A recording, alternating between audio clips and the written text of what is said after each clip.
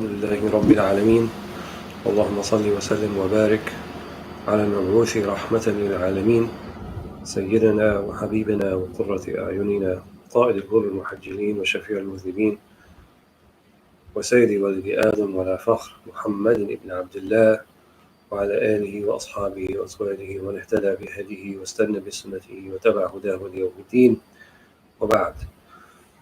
So alhamdulillah, we are starting the 50th discourse out of 62, and we've done alhamdulillah بعون الله وفضله وتأييده وكرمه وجوده some 40 plus sessions, alhamdulillah. And as we've seen, the Shaykh, mashallah, he had a lot of himmah, had a lot of aspiration and a lot of concern for his students, and he reminded them, as we saw on several occasions, that he doesn't need anything from them. He's not in it for them or for himself, but he's in it just to please Allah subhanahu wa ta'ala.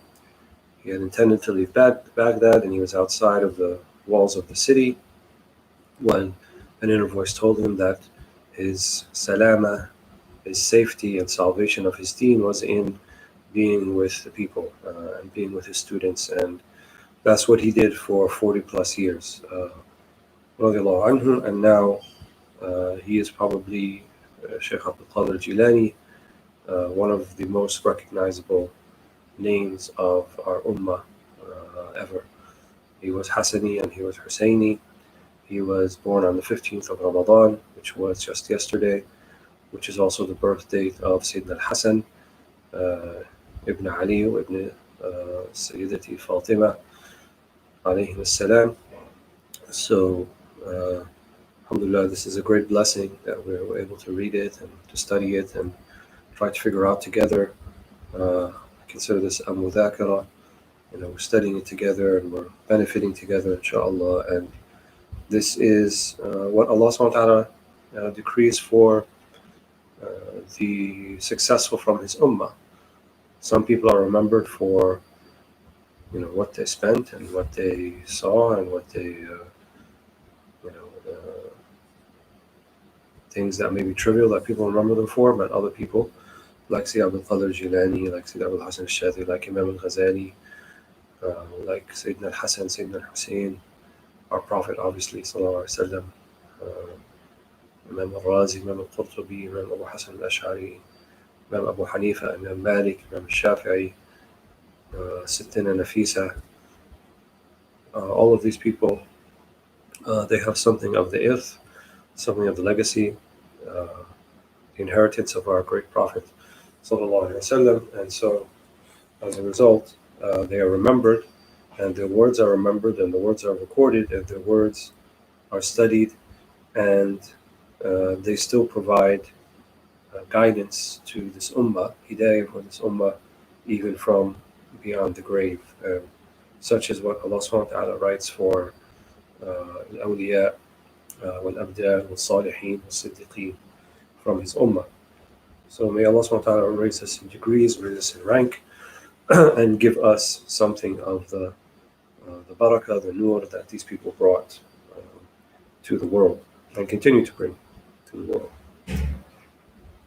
So in Majlis al-Khamsun, so the 50th Majlis, which is a little bit short, so I'm going to try to get to the one after, 51, which is a little bit long, but I'm going to be a little bit more selective, try to read things that perhaps concepts that maybe we haven't seen before, even though it's good. Our teachers used to say, or continue to say, بالتكرار تثبت المعلومة. By repetition, then the thing that you're studying becomes planted, becomes firm, and so it's not really repetition. And anyone who's read the Quran a khatma or two or three or four, how many, will see that concepts are repeated, and even some of the stories in the Quran, especially the anecdotes of some of the prophets before, are told in different ways in different places, but for different ibar, right? Different lessons that you may get out of it at each time. So this Fath al-Rabbani and Fayd al-Rahmani of Sayyid Abd al-Qadir al-Jilani is what Allah subhanahu wa ta'ala opened his heart to to say and to convey to his students over these 40 years, and here we just have kind of a snapshot, a glimpse of it. So he says at the beginning, رضي الله عنه: اشتغل بإصلاحك وصلاحك ودع عنك القال والقيل وهوس الدنيا تفرغ من همومها ما استطعت. كان النبي صلى الله عليه وسلم يقول: تفرغوا من هموم الدنيا ما استطعتم، يا جاهل بالدنيا لو عرفتها ما طلبتها، إن جاءت إليك أتعبتك وإن تولت حسرتك، لو عرفت الله عز وجل لعرفت به غيره، ولكنك جاهل به وبرسله وأنبيائه وأوليائه. ويحك أما تتعظ بما جرى على من تقدم من الخلق من هذه الدنيا، اطلب الخلاص منها، اخلع لباسها واهرب منها، اخلع لباس النفس وسر إلى باب الحق عز وجل، وإذا خلعت عن نفسك فقد انخلعت مما سوى الله عز وجل، وإن كان ما سواه تابعا للنفس فنحى عن نفسك وقد رأيت ربك عز وجل، سلم إليه وقد سلمت، جاهد فيه وقد اهتديت، واشكره وقد زادك، سلم إياك والخلق إليه، لا تعترض عليه فيك ولا في غيرك. القوم لا يريدون مع الله عز وجل إرادة ولا يختارون معه اختيارا، لا يحرصون على طلب أقسامهم ولا ينظرون إلى أقسام غيرهم. إن أردت صحبة القوم دنيا وآخرة فوافقه في أقوال وأفعال وإرادته. إني أراك قد عكست الأمر وقد جعلت مخالفته ومنازعته تأبك بالليل والنهار، يقول لك افعل ولا تفعل كما هو العبد وأنت المعبود، سبحانه ما أحلمه، لولا حلمه لرأيت ضد ما عندك.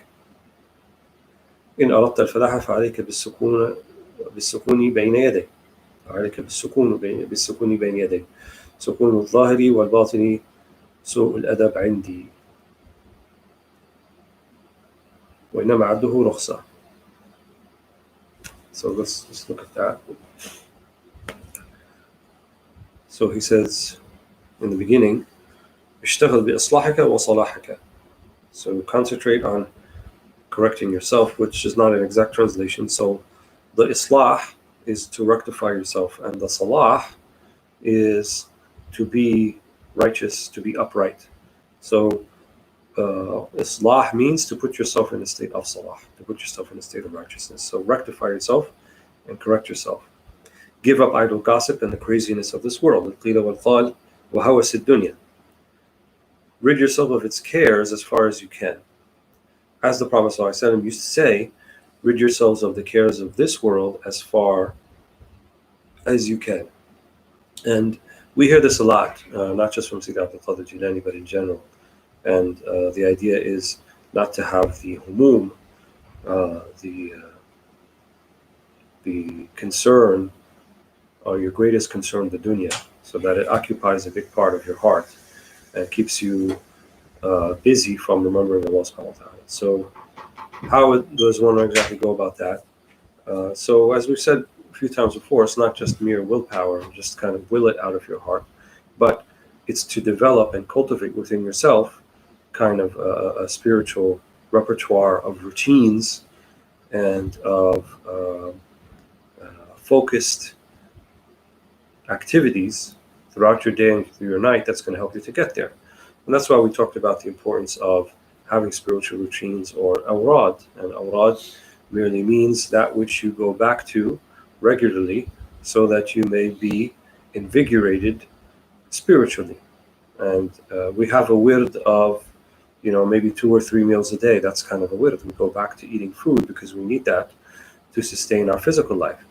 And similarly, you need that to sustain your spiritual life. So that's why the actual, asas, the wird al-asas, is really the 5 prayers, because these are spaced throughout the day, and they're supposed to give us that spiritual invigoration. But we also find the Prophet ﷺ suggesting other times, he said, help yourselves, ista'inu, with the beginning of the day after Fajr, and al-Rawha, which is sometime in the evening, وَشَيْءٍ مِنَ الدُّجْلَةِ, or something of the night. Use these select times to to uh, to build kind of a spiritual cultivation within yourself, and so you busy yourself with good and not busy yourself with bad. Like Imam Shafi'i used to say, he said, I learned two things from the Sufis, and these things have to do with time. And he said, time is like a sword, either you cut with it or it cuts you. And your soul, your ego, if you don't keep it busy with good, then it will keep you busy with bad. So it's kind of like to elevate the nafs, or perhaps even from some way distract the nafs, keep it at bay, and ask Allah subhanahu wa ta'ala to help you with that, so that you can be you can have more access to the better part of yourself, which is your soul and your sir, ruh, so forth, as the Shaykh has talked about before. So rid yourselves of the cares of this world as far as you can, mastata'tum, right, as much as you can. Oh, you are so ignorant of this world. If you really knew it, you would not go looking for it. If it comes towards you, it gives you trouble, and if it turns away, it leaves you in distress. That's true, right? We're happy when it comes, and then when it leaves, something of the dunya, then we're in distress. Why should we surrender our happiness or outsource our happiness to such a fickle master, which is the dunya? But if you surrender it to Allah subhanahu wa ta'ala, who has promised you that you'll find happiness with Him, then it seems as a much better endeavor to go forward with than leaving it to the dunya. He says, if you really knew Allah, you will know all the rest through Him, but you are ignorant of Him, His messengers, His rusul, His prophets, His anbiya, and His awliya. So if you know Allah, then you really have the key to knowing everything. And if you don't know Allah subhanahu wa ta'ala, then it's like you don't know anything. You can know all the other things in the world, but if you don't know Allah, and you know Allah is one, and He created you, and to Him you'll be returning, and to Him that you belong, then it's like you don't know anything, because you don't know the most fundamental, important truth of your existence and my existence and this whole existence, that it was created by Allah, and to Allah it's returning.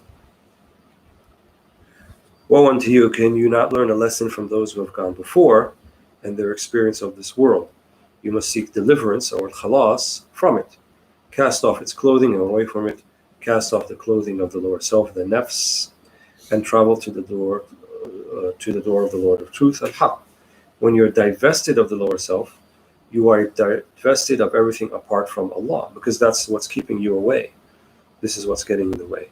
Is you, your own wujud, your own existence, or your own being mired in only the existence and the very narrow-minded, short-sighted realm of the nafs, of the ego, which is just concerned with pleasure and what it eats and what it drinks, and who it's having relationships with.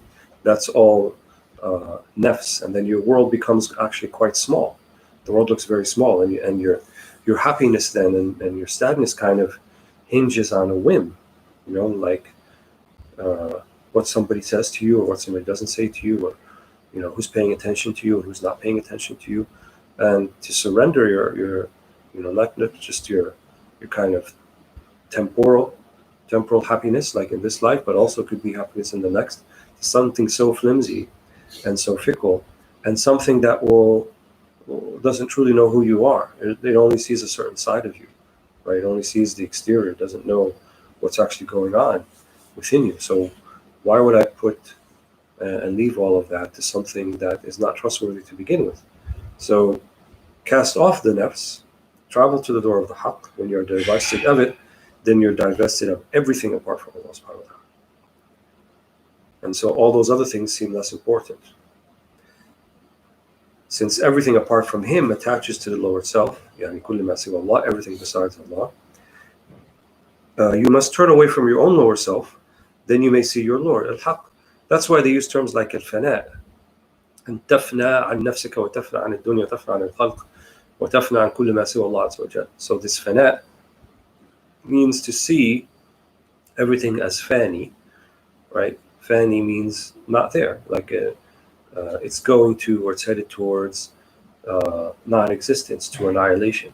This is what the Fana means.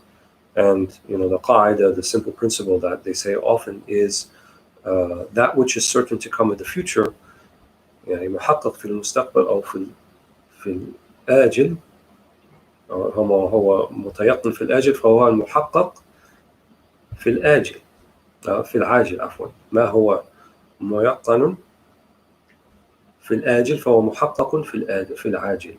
That which is certain to come in the future exists right now, يعني in our realm right now. So if all of these things are going towards fana and non-existence, and Allah He tells us this in the Quran, وَكُلُّ مَنْ عَلَيْهَا فَانٍ وَيَبْقَى وَجْهُ رَبِّكَ ذُو الْجَلَالِ وَالْإِكْرَامِ. كُلُّ مَنْ عَلَيْهَا يعني on the earth, everything upon it, فَانٍ فاني يعني. And that's in Arabic we call that ism fa'il. So it's not indicative of something in the future, it's informing of something that is a truth, that's a certainty and a reality right now as we speak. So everything is fani because that's where it's going and that's where it came from. So you're only looking at kind of a blip in time between the two non-existences. So there's a little bit of existence between two non-existences. But if you look at Allah subhanahu wa ta'ala, there's no period of non-existence.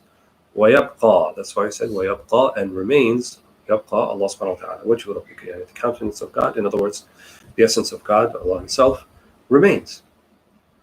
So this fana' al-nafs means just kind of let it go.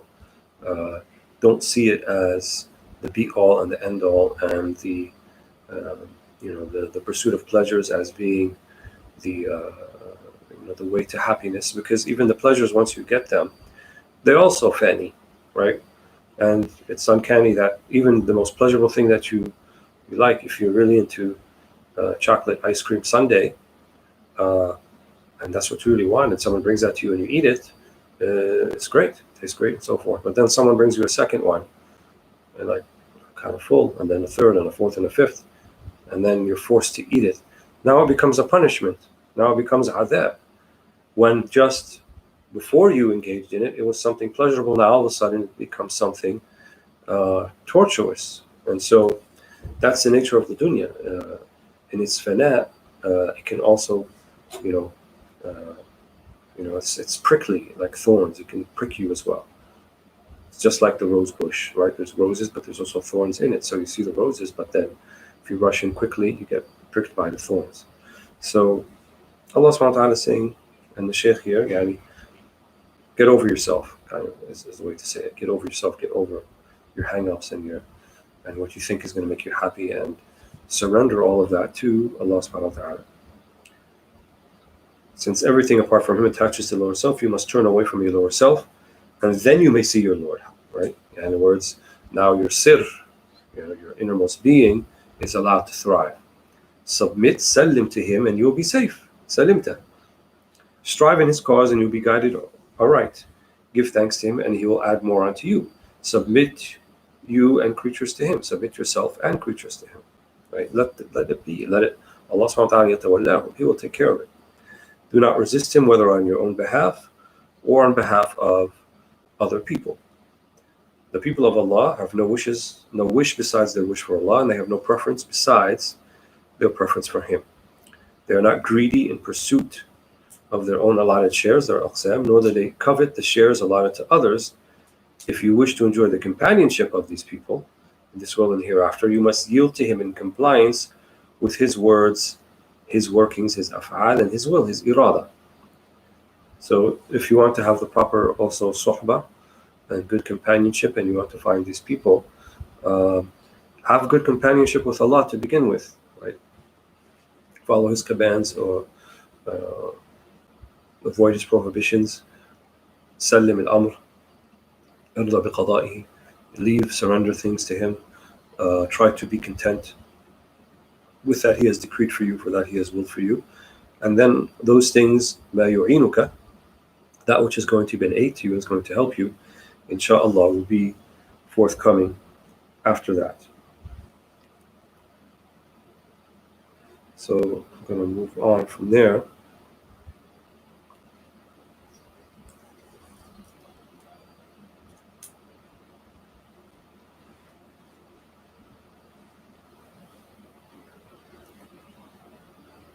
So page 309, for those who are following at the top, said if someone wishes to set out along the path of the haqq, the road of truth, he must correct his own lower self before he embarks on the journey.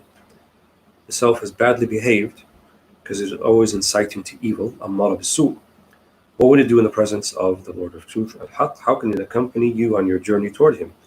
You must struggle with it until it becomes tame. Then once it is tame, take it along with you to His door. You must not harmonize with it before giving it training and instruction, teaching it to be well behaved and to have confidence in the promise of Allah subhanahu wa ta'ala and His threat, His wa'id. So al-wa'd wal-wa'id. It is blind, dumb, deaf, confused, ignorant of its Lord, and an enemy to Him. But through unrelenting efforts, its eyes will be opened, its tongue will be loosened, its ear will begin to hear and be rid of its confusion, its ignorance and its hostility toward its Lord. This calls for muscles and manpower, hibal wa rijal, yani figuratively or metaphorically, and for perseverance hour after hour, day after day, year after year. This does not come about through the effort of just 1 hour, 1 month, or 1 year. You must beat it with the whip of hunger, deprive it of its luxury, and give it all that it really deserves. So this differs from one person to the next and from one time to the next. If we follow the Ghazalian model, for example, he states in the Ihya that train your nafs and have it used to only have 1 meal a day, and then let that 1 meal be a sip of water and 1 coarse round loaf of bread, 1 rghif, which is a small, like that big of bread. And if we were to tell people this today, I think they would, they wouldn't come back. So it depends upon, the time that you're living in and so forth. We would say just practice the sunnah. Food actually is step 1, actually, in terms of taming the nafs. Step 2 would be speech, if I had to choose one. So in terms of food, it means just eat enough so that you get up before you are completely satiated. That would be step 1.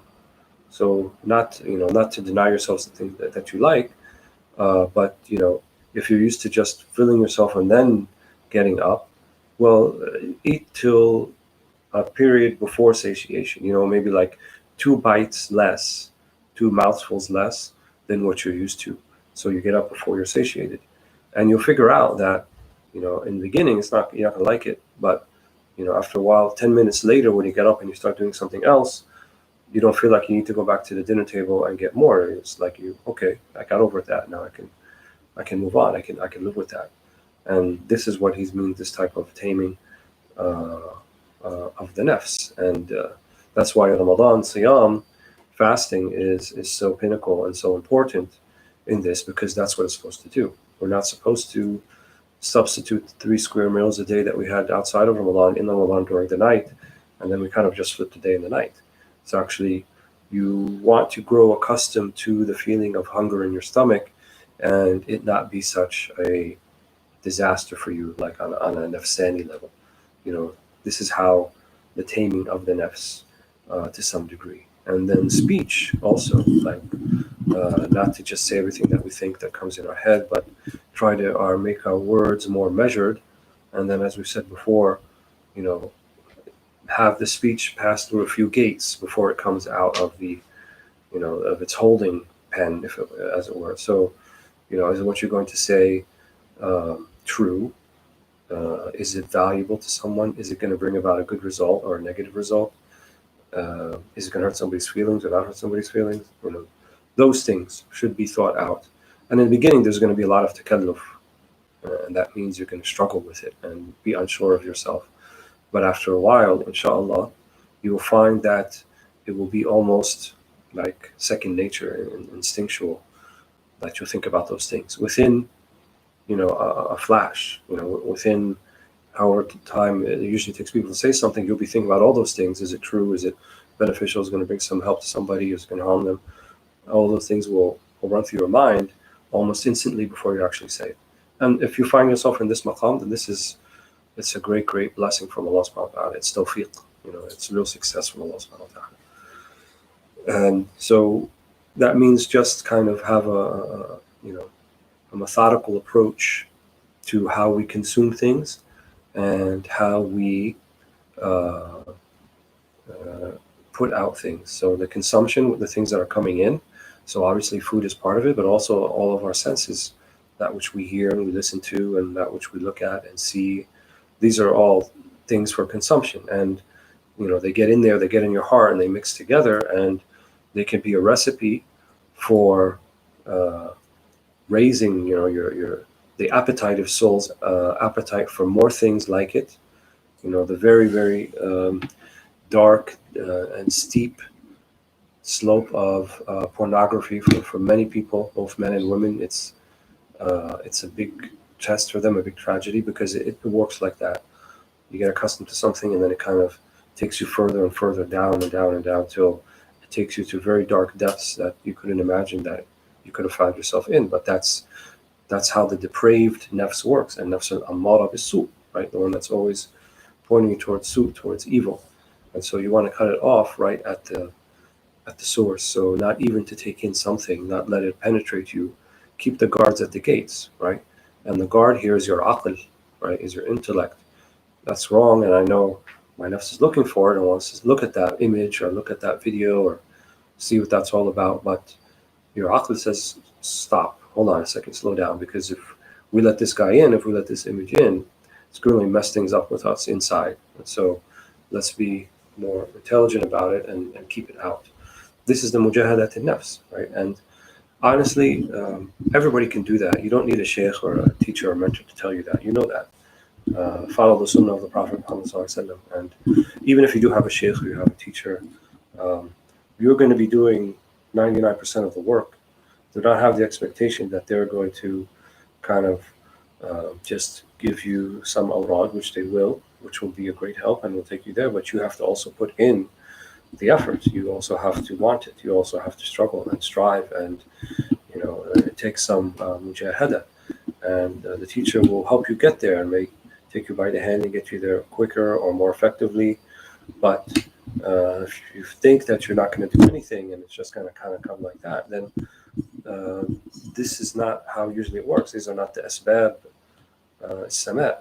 These are not the means by what Allah subhanahu wa ta'ala normally will grant people entry into his kind of maqams, maqamat al-iman, the higher maqamat, the higher stations of iman, of mushahada and tawakkul and shukr and mahabba and rida. You'll still be kind of running around between the nafs al-lawama and nafs al-ammara bis-su, the blameworthy self and the iniquitous self, the self that always implores you to iniquity. You'll be kind of just mired in that for a long time. So there has to be some mujahada, and there has to be some courage in that, and maybe even, this is why we have the faculty of anger. So anger, if it's channeled in the right way, it becomes courage. You need to be a little bit courageous and say, I'm going to stand up to myself, right? It may be more difficult to stand up to yourself than to stand up to an outside adversary. But to stand up to yourself, I think, is the most courageous thing you can do, because yourself is your greatest enemy. This is the words of our Prophet ﷺ, not my words, not the words of the Shaykh Abd, al-Jilani, words of the Prophet. Your worst enemy is your nafs, the one between your two sides. So if you can stand up to that, then you can stand up to anything. And the Prophet ﷺ also said, he said, the strong person is not the one who can pin you in wrestling. He said, the one, man yamlik nafsu and al-ghadab, right? The one who can control themselves when they become angry, right? Because anger and appetite, those are the two twin kind of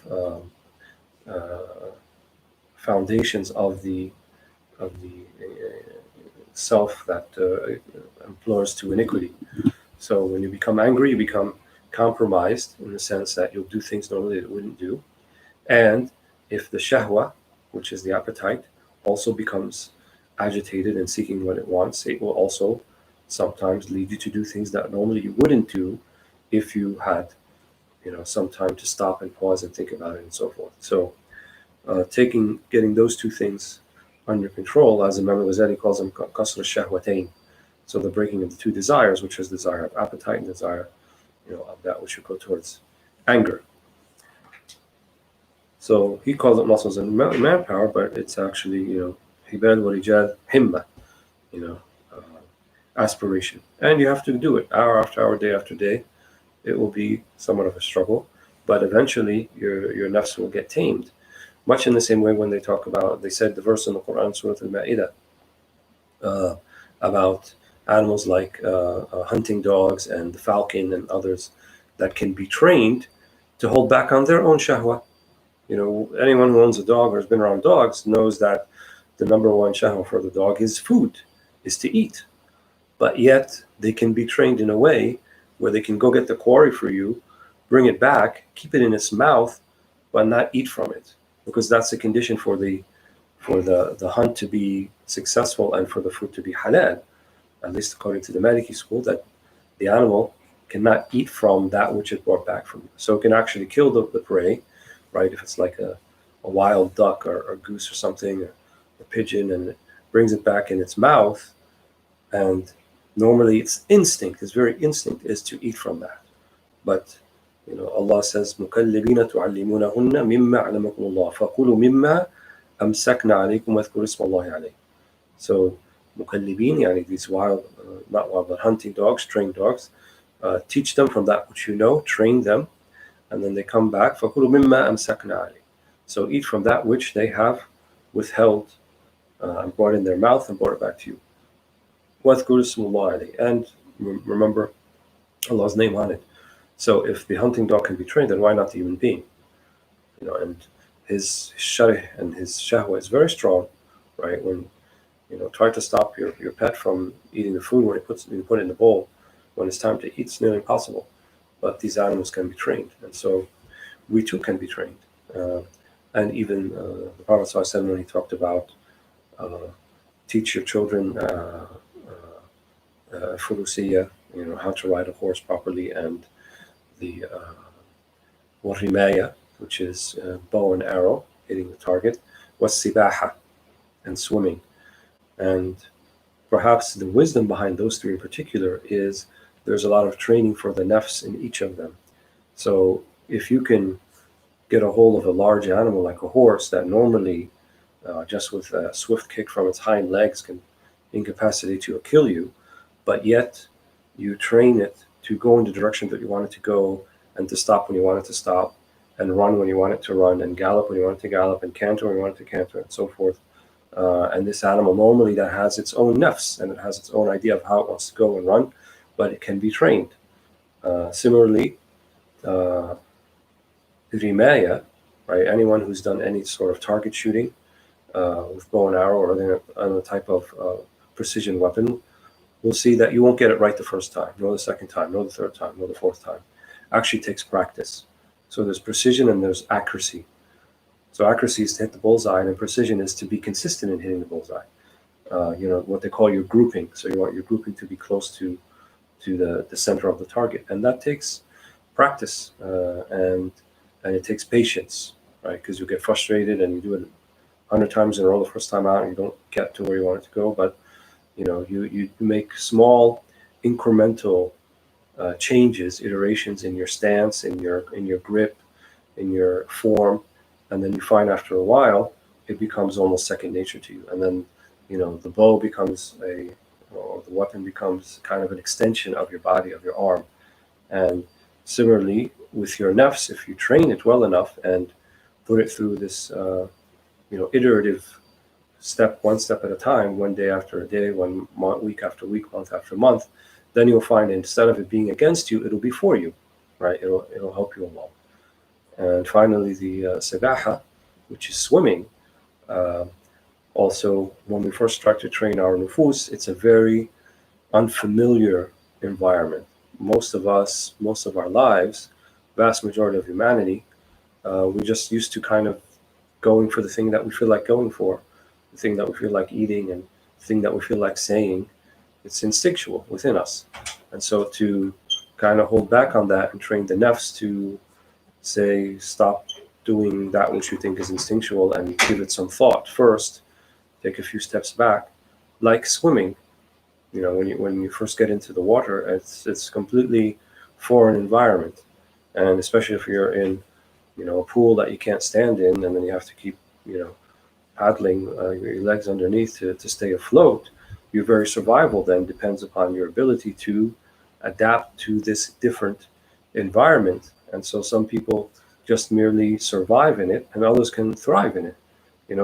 They perfect their swimming form, and they can do different strokes, and they can dive underneath the water for long periods of time and come up, and so forth. So it becomes almost like a second nature to them. And in that physical training, it can be borrowed and extended to the spiritual training. So, if you're the type of person, if you can go and spend long hours learning something like the piano or archery, or even long hours in the gym working out, or any certain number of hours to get something right, to perfect something, then you're already halfway there, because you already have that what we call ista'dad, that preparedness to train.